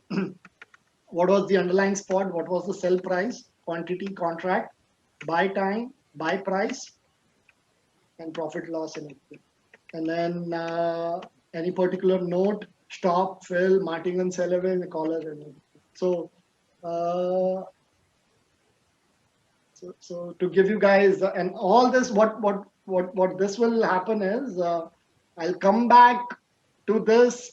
I'm not doing any data crunching or slicing and dicing right now. I will collect this data for at least 1 year, 1.5 years, and then I will compare it with the historical testing that has happened, right, to make sure that okay, things are working fine. But this is the level of information I capture, and there are many strategies where I capture this level of data. So an hour a day goes into data capturing for me, unfortunately.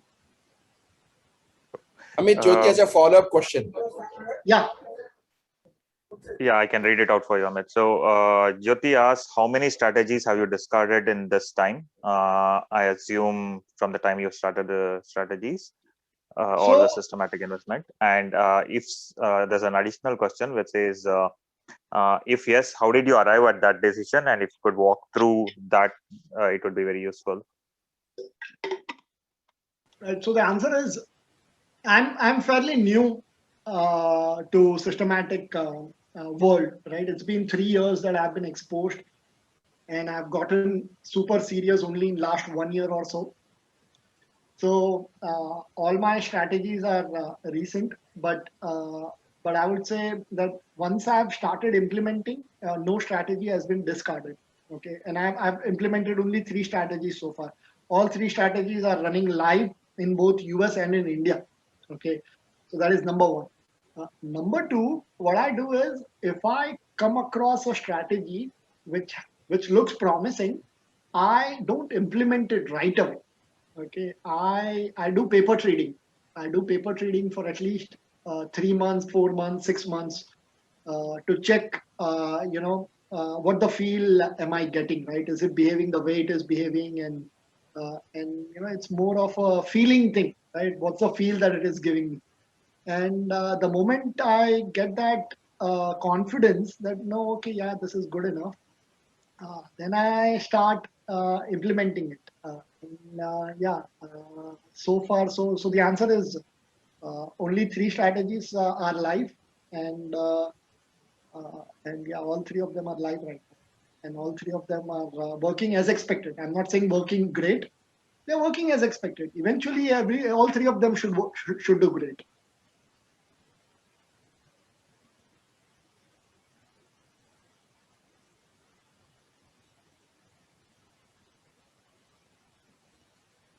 You guys with me? Yeah. Yes, Amit. Yeah. Just So, Amit, so are you, I mean, do you have anything else to share, or do we take some questions, and how are you with time? yeah. I mean, I have all the time for you guys. All evening is dedicated for you guys. So don't worry about time from my side. Yeah. Sure. One more thing that I have for you guys is, for learning purposes, I wanted to share this trend following system, Bitcoin dedicated strategies. This should take me maybe 15 more minutes. So and then again we can come back to questions. But if there are any questions, let's I would like to answer questions. And Yeah, then there is a question Yeah. from Rickson. Yeah. Rickson. Sunil, you'd like to read out? Yeah. So Rickson is asking, since you're full-time into investment, how do you ensure your monthly cash flow, and how do you take the money out? Right. So there are two things. Number one is I I I'm trying to answer. Uh, I've reached. I was investing. I've been investing for last 12, 13, 13, maybe 13, 15 years now, and the bull market from 2010 until 15, 16, market has been kind. Okay, and that discretionary investments and the bull market that happened, right, both in India and in the US, it took portfolio to a decent enough level where I built the confidence, and I also became a CFA charter holder in 2017, where I said, you know what, let me do this full time. So there is decent enough income that is being generated from the portfolio. And number two, my wife is still a working professional, right? So she is a working professional. So she also brings that is also one income stream for the household. And these two things make sure that the plan that I have set up, that is investments first. That is, even today, there is a portion which either is that money coming from dividends or any trading income that is being generated is flown back into the portfolio, and wives' contribution also goes into the portfolio. And then our lifestyle is very simple, right? I've made sure that we save first, and then we live with whatever is left with, right? With minimal requirements. Because of the way our lifestyle is, it's been a wonderful journey, I would say, and both the things are being taken care of. Where we are balancing today's needs and requirements with tomorrow's needs and requirements. Cool. Thanks, Amit. Amit, I have a question because you said you have a split between India and US of 60-40 or so. I mean, Yeah. is there a similar application you run for the Indian portfolio, or how does it? What is the flavor of the Indian portfolio? Use similar strategies? What has worked?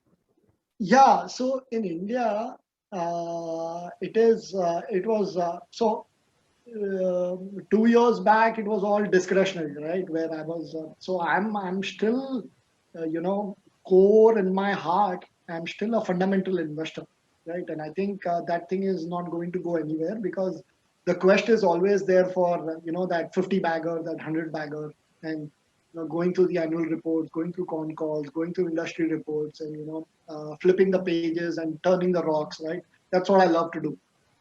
Not that I don't love systematic. This is a new love, but that is old love, right? And that is first love.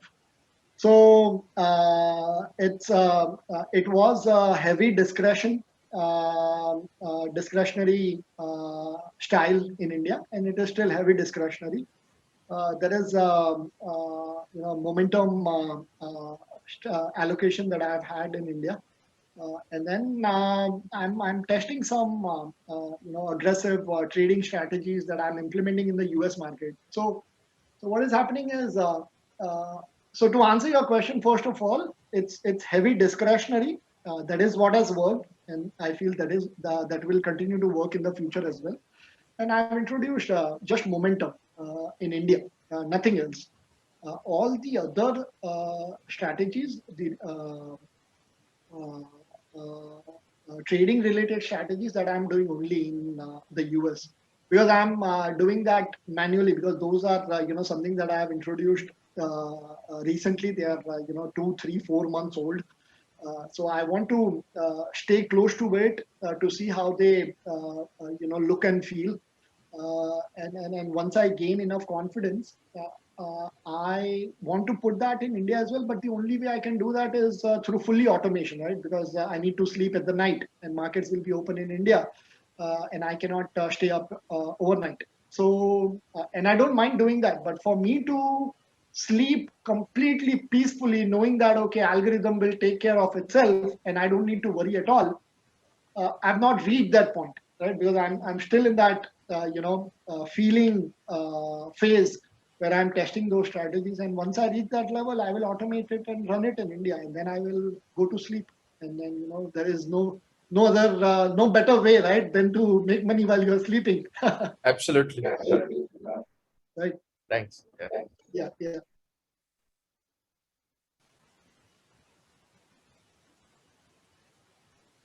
All right. I guess let's go through this last 2, 3 slides that I have, and then we'll come back to Q&A if there are any other questions. Sounds good? Sure. Yeah. Please go ahead. Okay, great. So this is a trend following system, and I thought to right now, the best instrument out there to apply a trend following strategy would be Bitcoin, right?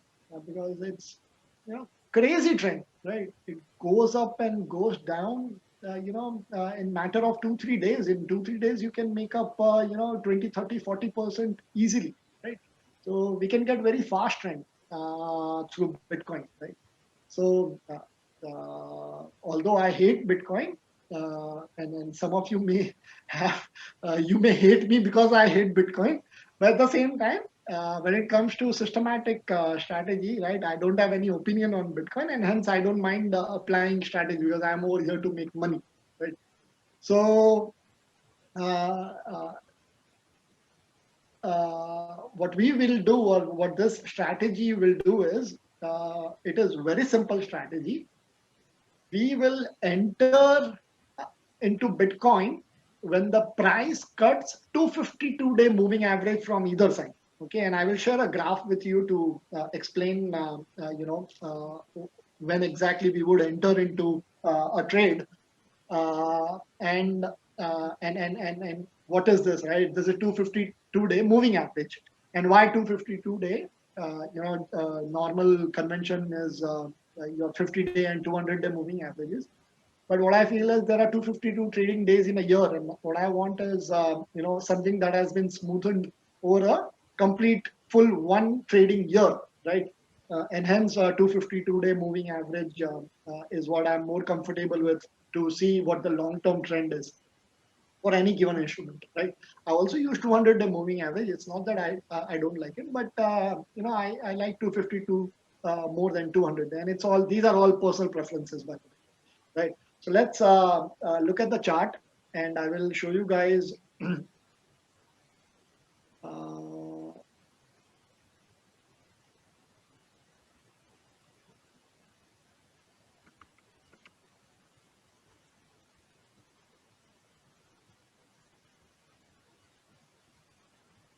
Okay, this is our daily chart.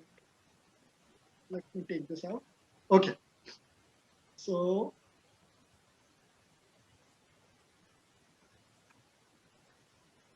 but before we come to chart, let me go through this, and then I will explain all these three things over there.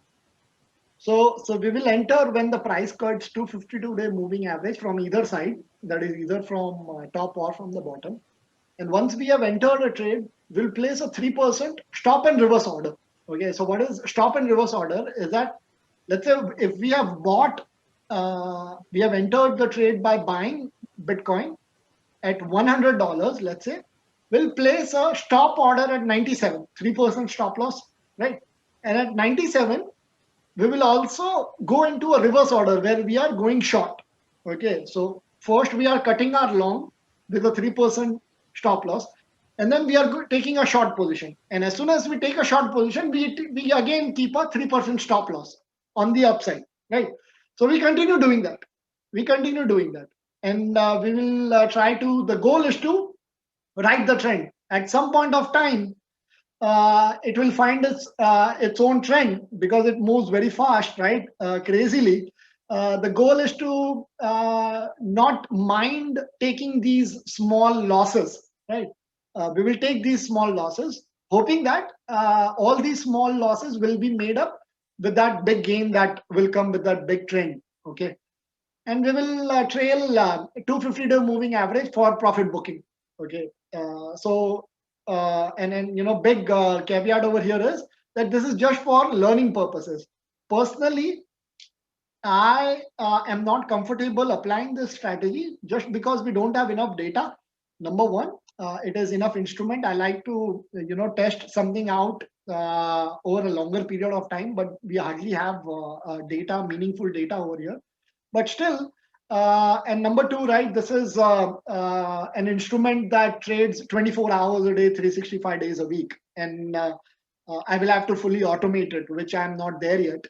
And lastly, this is, an instrument where,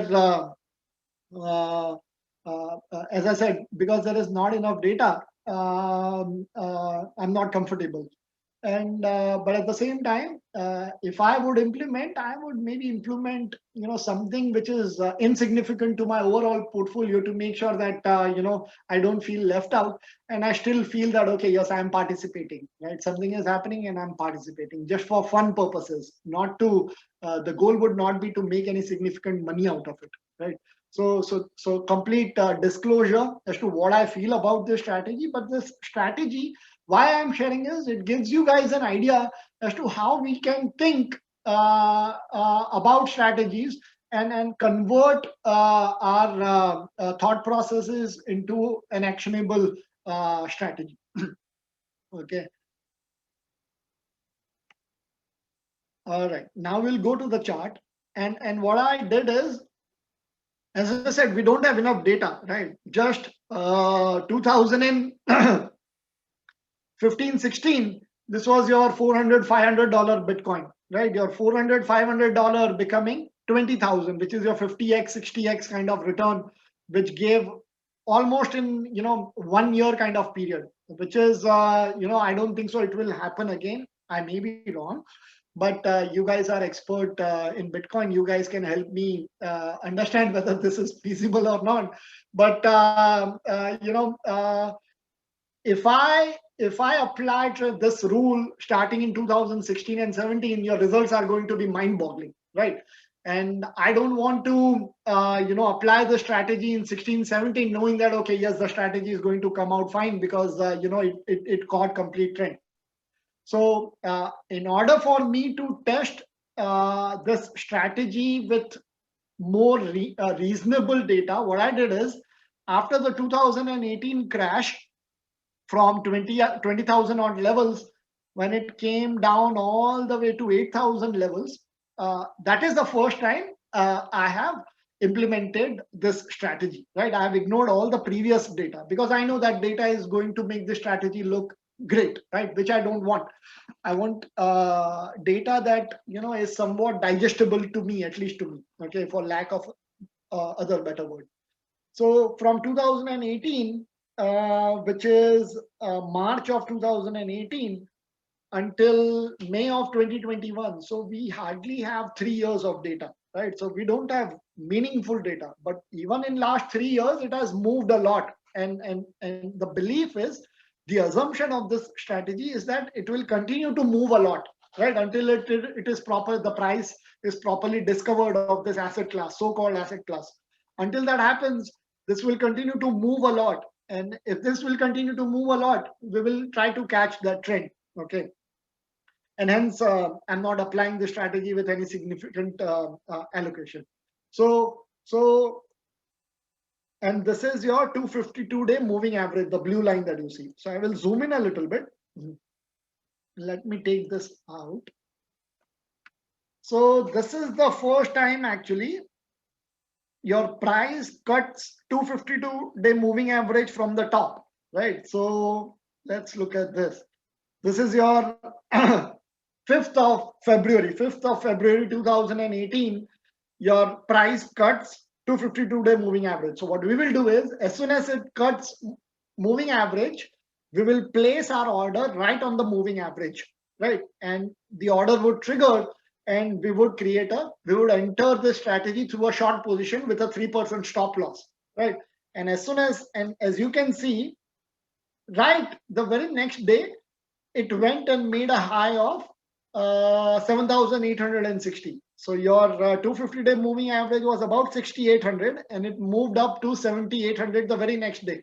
So over here, the very next day, our stop loss would have been triggered, and with that stop loss, we would have again went on into a long position, and then we would have caught this small trend, right?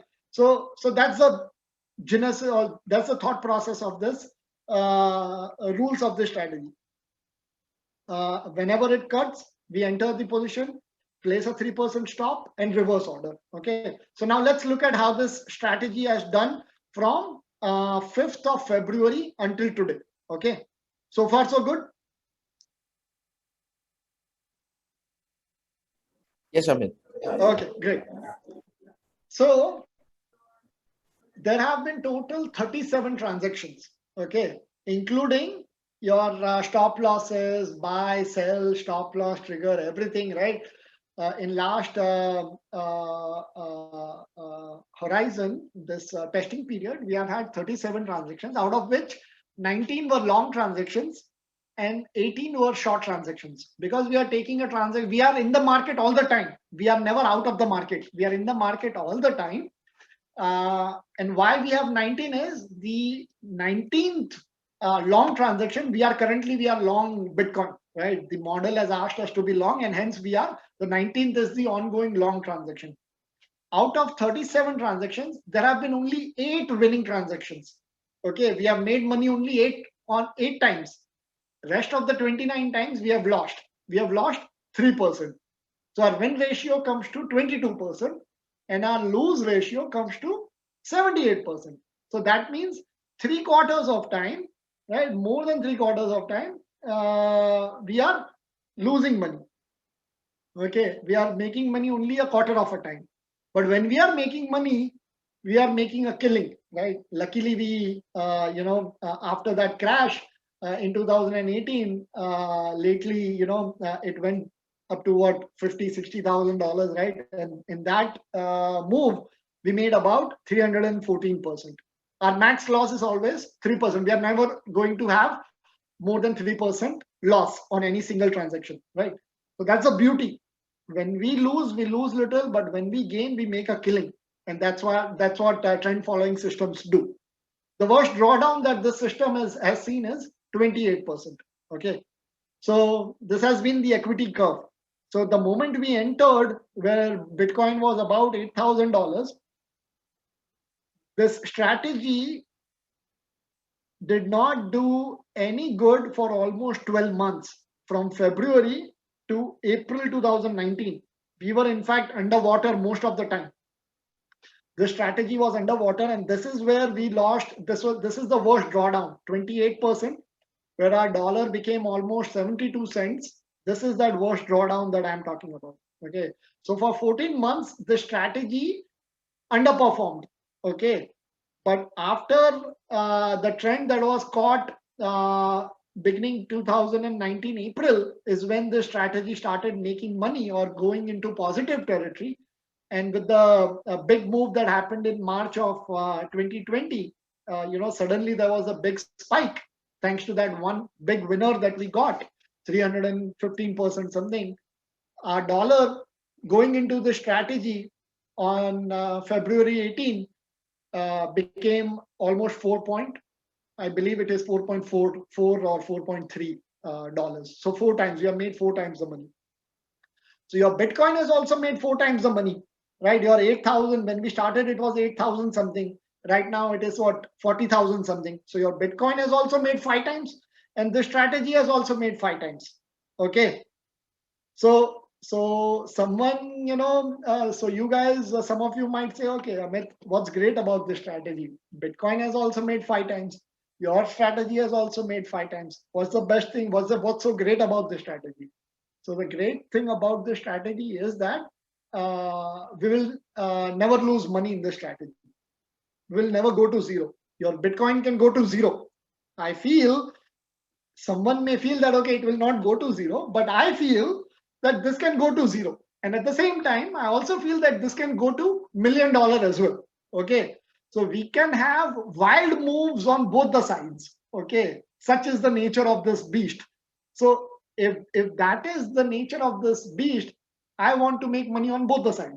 But someone who is buy and hold investor who believes that this will go to $1 million and is passionate about Bitcoin and loves Bitcoin like anything, will hold on to that Bitcoin until this goes to zero. Whereas I would be going to the bank if this goes to zero.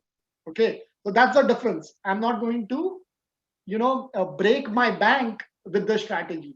This strategy, the only time that this strategy will kill me in the sense it will chop me a lot is when it goes into a sideways zone, right? Where it is oscillating in a range and there is no trend out there. Okay, there is a solution for that as well. But long story short, what I feel is as long as the trend continues in either end, this strategy will make money, right? If it goes sideways, then we will have to come up with the rules for that as well as to when to ignore or when to not implement this strategy. That is something we can talk about. But as long as there is a trend, good money can be made in Bitcoin, and that's what trend following strategies do. And you guys might be aware, I shared my deck when Raman shared a lot of material. I also shared a deck with you guys. I apply an index trend following strategy, which is long only. Okay, I don't go short on indexes, or it's not that I'm against, but I'm not there yet. So what I want to actually, segue over here is that that is the third strategy. So momentum is first strategy. Then there is one intraday strategy that I have. It's very super aggressive intraday option strategies. That is the second strategy. And the third is index trend following strategy. That I use leverage for that. And the reason why it's long only because the belief is markets continue to go high. It will have its own market cycles, but eventually markets continue to go higher. So it makes sense to go long only in equity indexes.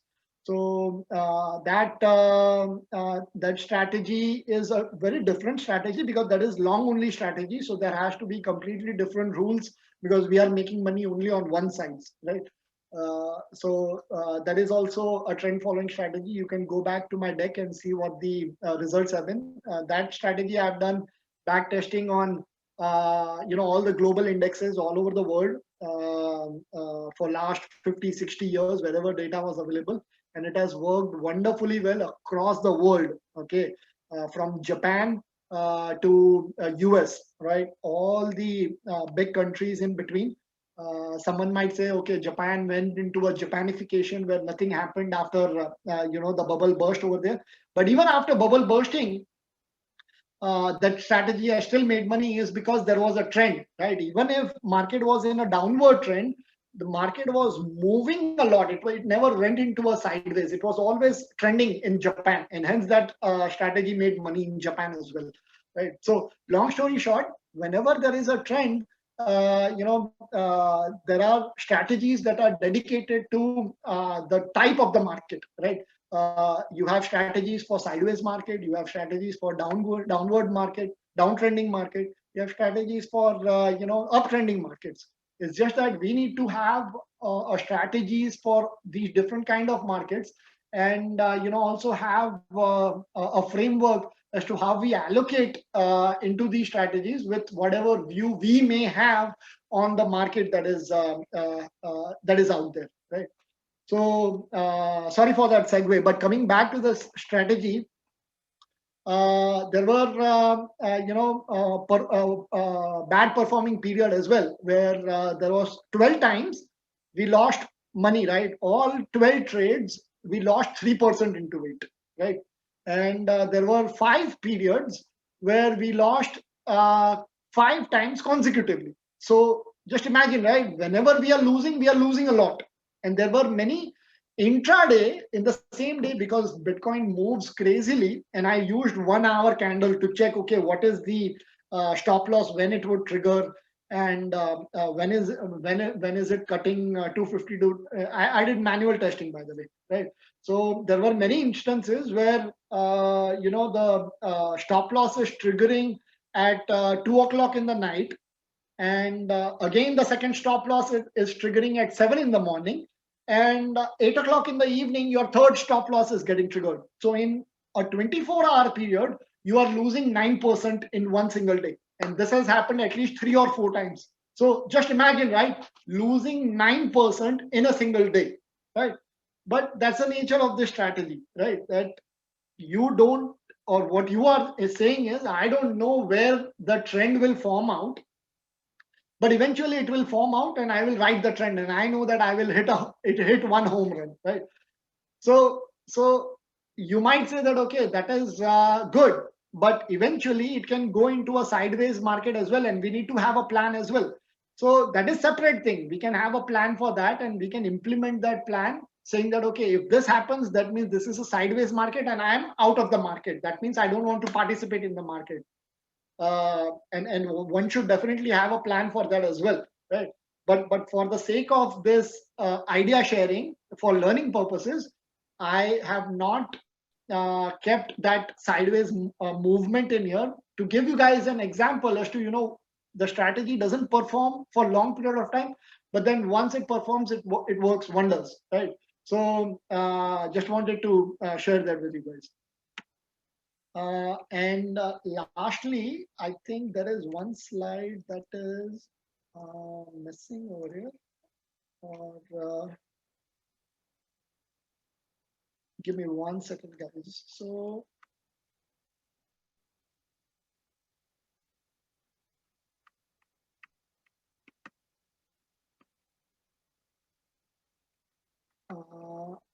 okay, yeah. So yeah, this is what I was looking for.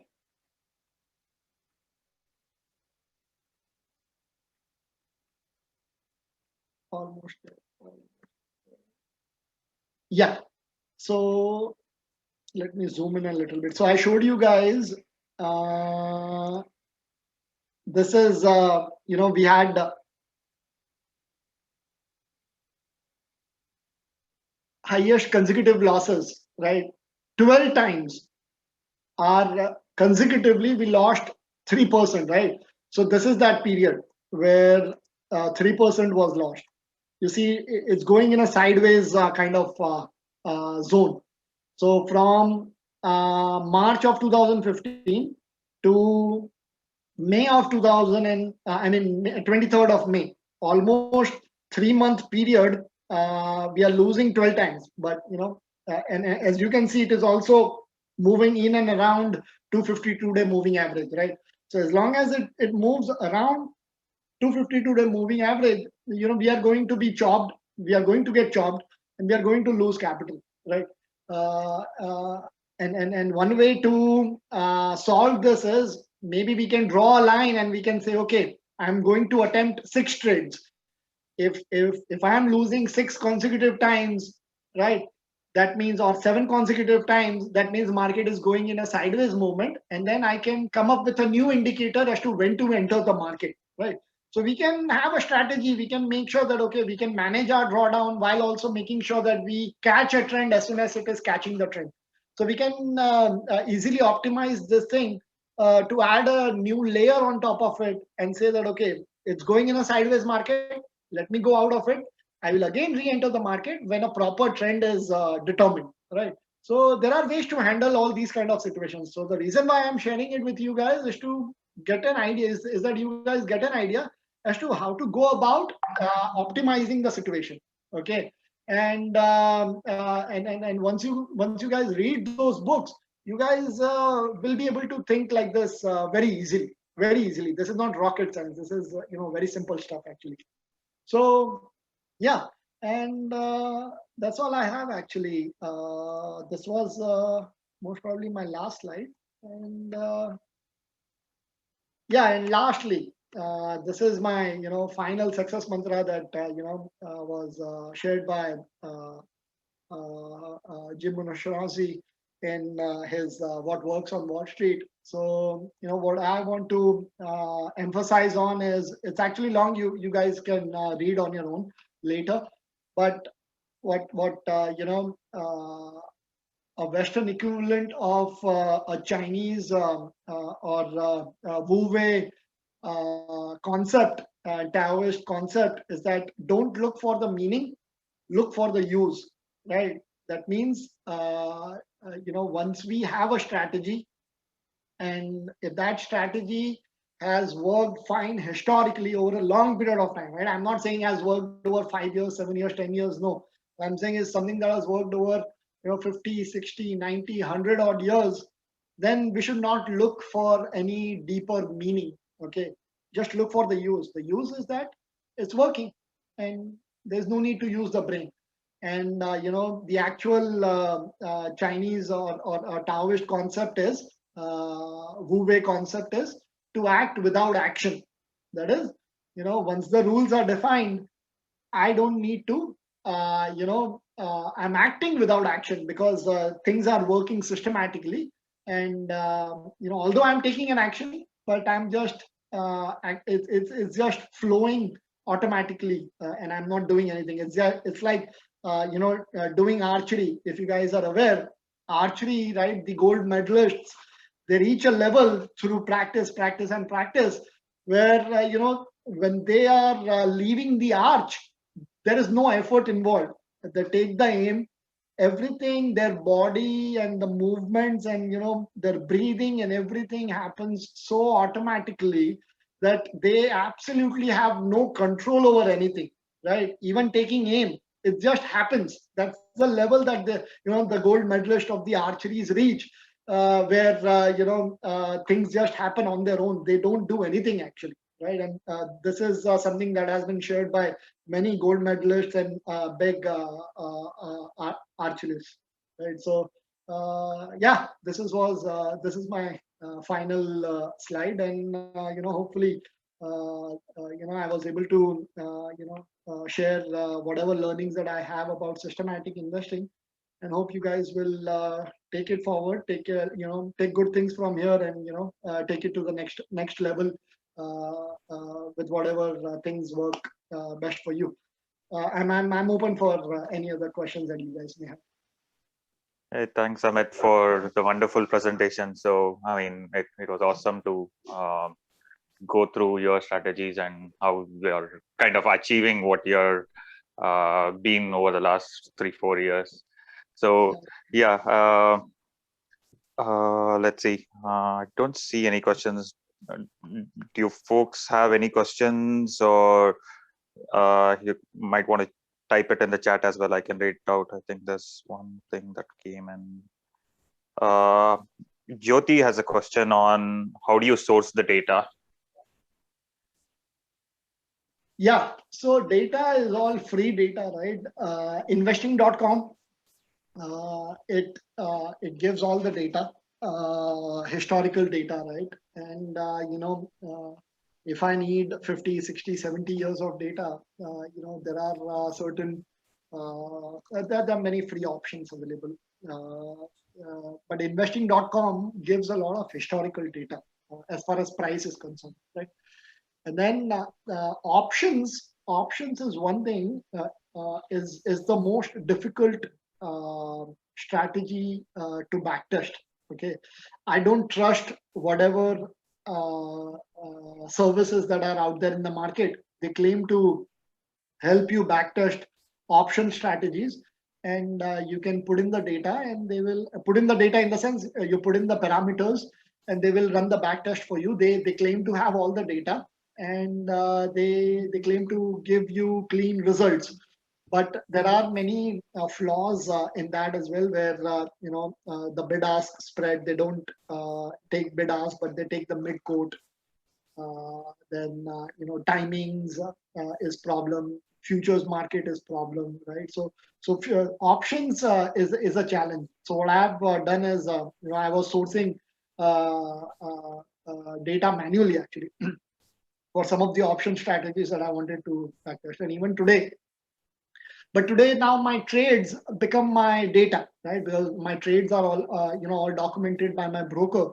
So I still document them, but my trades are now becoming my data. And previously I did all manual capturing of options data, but price data, I was able to get it easily thanks to Google and investing.com. Right, thanks. Jyoti has one more question which says, why not a strategy for combining fundamental and price action? Yeah, so I do fundamental uh, investing, right? So so far things have worked out reasonably well, right, on the discretionary fundamental side, right? It's a lot of work, no doubt about that, but so far it has worked out well. And uh, but what happens is there are limitations, right? Limitations in the sense I can only read for 12 hours a day. I can work only 12 hours a day, let's say, right? I cannot work all day. And if then there are things that are moving all the time. For example, right, your technology was moving, your cannabis was moving, your betting was moving, your space was moving, and whatnot, right? And I have no clue about space. I have no clue about sports betting market. I have no clue about what's all the about these new strategies. But then these new strategies can be participate, or these new things, new world businesses can be participated through momentum strategy, right? So what I said is, okay, I don't have time to get my arms around and to widen my circle of competence. Eventually, whenever I get my time, I will get to them. But until I don't get to them, there, I can participate in them through these strategies, right?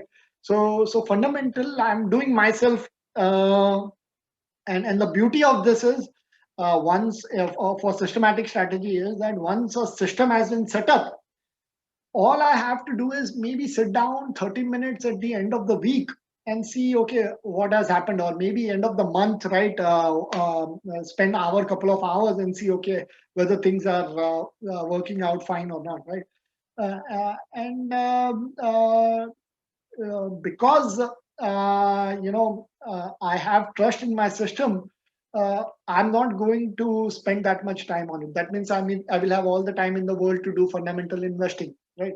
And since I'm doing that on my own, I'm not applying a strategy for fundamental investing. Although there are tens of fundamental investing strategies that have been shared by Jim O'Shaughnessy. All of them have been, very wonderful. But it's the quest to learn about the businesses, to learn what's happening, in the market, and to be in touch with the business. That is by being constantly being updated. Is what is keeping me attached to it. But the day I feel that it is getting too much, or I'm not enjoying that process anymore, which I doubt it will happen. But if that happens, yeah, I mean, I know which strategies to take right from Jim O'Shaughnessy's book and apply it as a systematic strategy.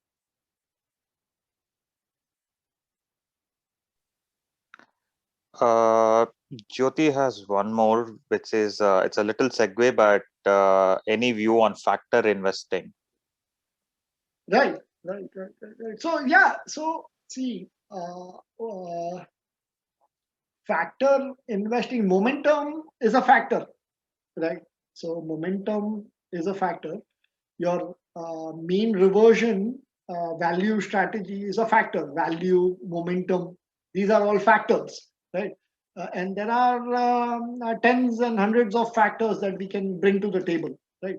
So, but all these factors will attach to, let's say, the father of all the strategies. There are like three fathers, right, or three heads of the strategies. Let's put it that way. One is your uptrending market, right? That is your and even in your mean reversion, something has to trend up for it to revert to the mean, right? So both of them are part of that uptrending market. Then there are factors for your consolidation sideways market, and then there are factors for downward market, right? So there are factors, and that's what we have to look out for. Okay, which factor to use for a given market cycle that is going out there, right? Or which one would has a better probability to work out there. But if we have a strategy for all these three kinds of markets, then we don't need to worry about that, right? Okay, that which one will work. So yeah, what we are doing essentially is nothing but factor investing. This is all factor systematic strategies. Cool. I don't see any other questions, I think. Ritesh is asking about what works on the Wall Street by Jim O'Shaughnessy is what you're referring to, right? I think yes, Ritesh. Yes. That's what he's referring to. Yes. This one.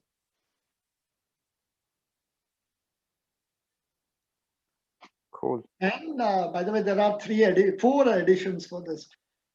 I've read third and fourth, right? It's a long I think book.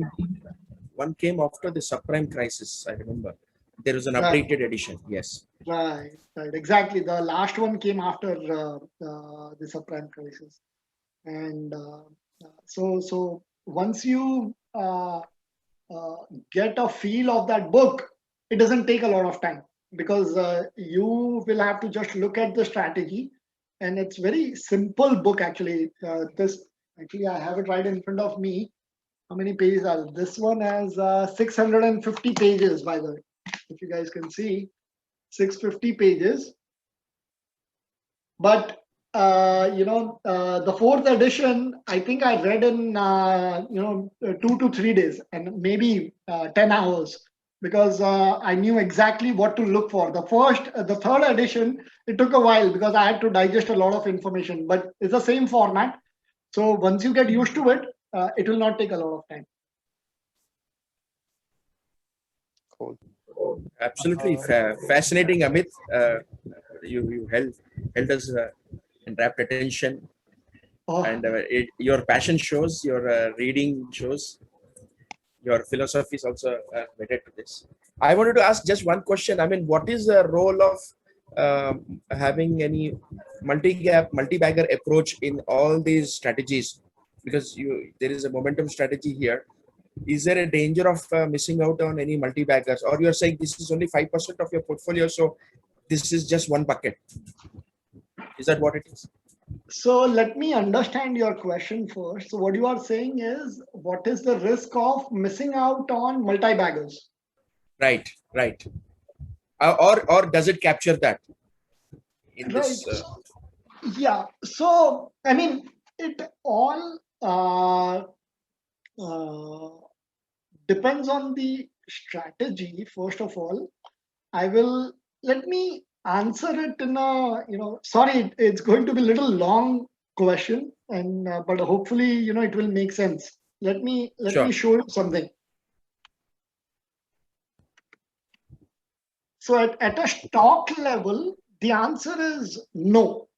Okay. Or at least the strategies that I have, or there there are very few strategies, right, which will, for example, I'm trying to find something that has been a multi-bagger, let's say Amazon, right? So Right. uh, and I think, let me open this, will I think make more sense. So yeah.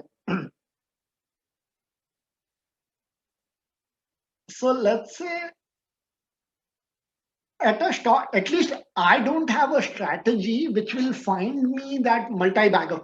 Okay. I don't have Right. that strategy. There are strategies out there.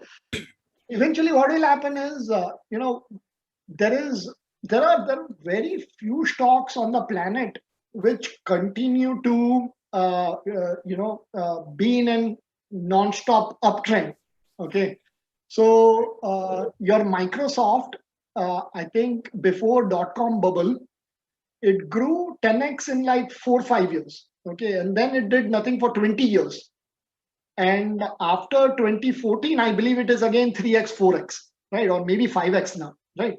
So the best of the best stocks of the world get into that consolidation phase. They run up very fast, right? And then they will consolidate. Even your Amazon, right? Your Amazon is right now consolidating. So the strategies, most of the strategies that are out there, they are for a trending market or a consolidating market or a downtrending market, right? So there is no strategy which is, or at least I have not come across a strategy that is accounting for all the three phases, right? Which is your uptrend, your consolidation, and your downtrend. Because eventually your market cycle breaks, your market plummets down, it cracks by 50%, everything comes down, and again it's a new start for everything, right?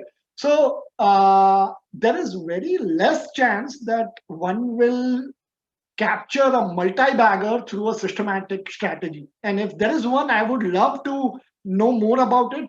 But based on whatever reading that I have done, I feel it is very,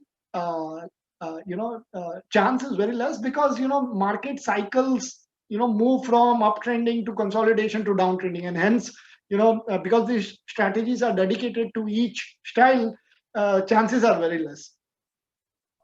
Right. Right. And instead, right, what one can get is, in a trending market, there is good chance that through momentum or through any trend following strategy, one can get, I have gotten in India right now. I'll share it with you. Saregamapa. Okay, I'm not Okay. sure if are you following Indian markets? Yes. Yes. Okay. Good. I So do some of the stocks that you have shown also in the Google search, like CCL and Avanti Feed. I am also invested in that. okay, nice. So luckily, I have gotten into Saregama around 800, 900 levels. Okay, thanks to momentum strategy. So, and I'm still holding. Model is asking me to hold. So this is latest example. Your 900 has become, right, almost 2500. So it's been a three bagger for me already, right? Over here, Tesla was a two bagger. In last month, I sold. Model asked me to sell Tesla. Tesla was a doubler for me. Moderna has been doubler for me. Then there have been a few doublers over here. Then in India, there is one more Adani Green. Adani Green has been a three bagger for me. So Aldrich, huh? Aldrich in the US. In India or in US? In the US, Aldrich. No. I've not come across it. Not yet. It has Okay. not made up in the model. No. No, not yet. Not yet. So yeah, to answer, I mean, what I was trying to say is, two baggers, three baggers, four baggers, I think are very easy. And what you will get is you will get that two, three baggers very fast, right? You'll get with super speed. So that is number one. But the other, in fact, the better multi-bagger that I will show you is, I mean, at a stock level, it is good. But just imagine this at the index level. This is an index level long only trend following strategy. So with this strategy, look at this best performing transactions, right? So I entered or the model entered in 1984 and the model asked to remain long until 1987. So the year holding period was 3.1 years. So you were long for 3.1 years and your index doubled. Okay, so you might say, okay, this is 80s. What about latest, 90s, right? Late 90s, holding period 2 years, and your index is given 62% return. Your 11 to 14, 57% return. So what I'm saying is now this strategy is helping me a lot, where I'm getting a pulse of the market through this strategy, right? So this strategy tells me, okay, be long index, right? That means index is in an uptrend. If index is uptrend, I know that some of the stocks will move 5x, 6x, 7x of what the index is going to move, right? So it helps me to allocate fully and properly into equities. Now, I'm only an equities guy, by the way. But what I mean by allocating into equities is to make sure that I don't have any cash in my portfolio. If my index is telling me to go long, there should be zero cash in my portfolio, right? And everything should be allocated to whatever it is, stocks or this strategies, but everything should be allocated because it should be all in. And then once this index strategy, trend following strategy says, okay, the trend is reversing, then it helps me to take a cash call as well. That, hey, you know what? Let me take 20% off the table. Let me take 30% off the table. So, so long story short, if I am getting a multi-bagger in the sense your index is moving more than 50, 60, 90%, this itself is going to give me many multi-baggers. Right. You see?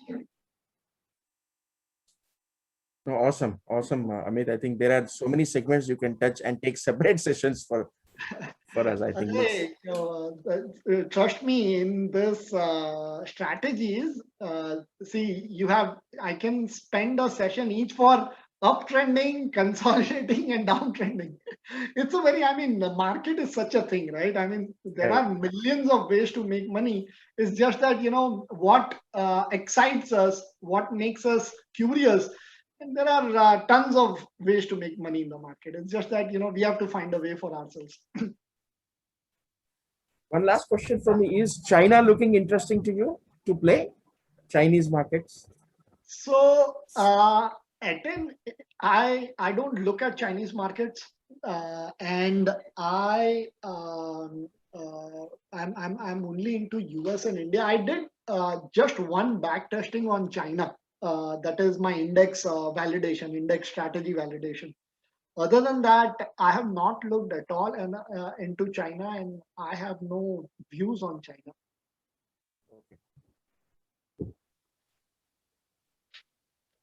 Thanks. I think we are 15 minutes away from the Indian markets opening. So yeah. Any more questions, or we could wrap this up? I think. Thank you so much, Amit. It was absolutely fascinating. Oh, thank you, and absolutely, Amit. We second it. So yeah, it was awesome. I hope I was not boring you guys, and it was worth your time. I liked putting this deck together. It was helpful to me as well to connect a lot of things, and I love putting together this deck. I loved sharing, my thoughts about systematic investments with you guys, and I enjoyed last 2.5 hours. I hope you guys did the same. Yeah. Same here. Absolutely. Yeah. Thanks, Amit. Yeah, Jyoti here. Thanks for answering all questions. Thank you. thank you. Good night, Thank you, guys. Sridhar, for setting it up again. Thanks. Welcome. Yeah. Thanks. Thank Have a great day, guys. Yeah. Thank you so much. Thanks. Bye.